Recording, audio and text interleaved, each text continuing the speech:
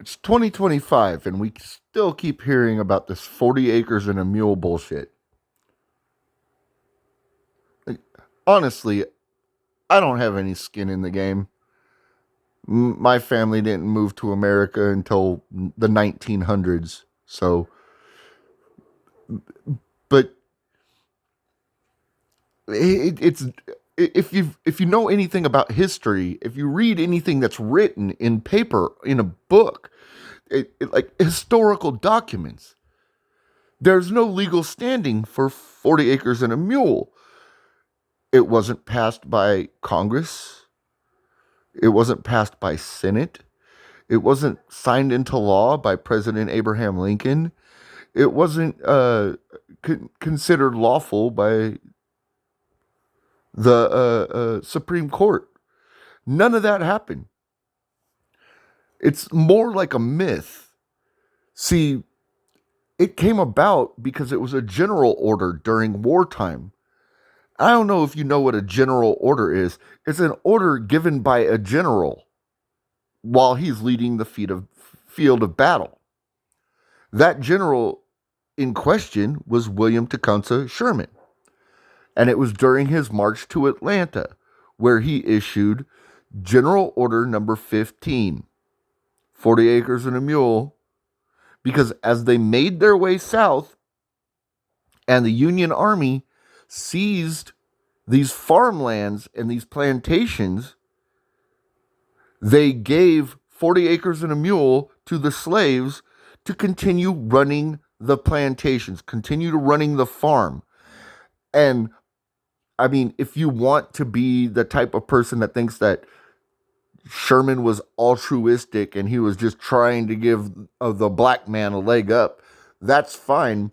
But the practical aspect of it is Sherman had an army to feed that was marching deep into the South away from its supply lines. So if you're leading an army farther and farther away from its supply lines, and the whole purpose of your army is to destroy the supply lines going to the South anyway, you want to make sure that somebody's still running those farms so you can feed your army. And you've got all these ignorant people.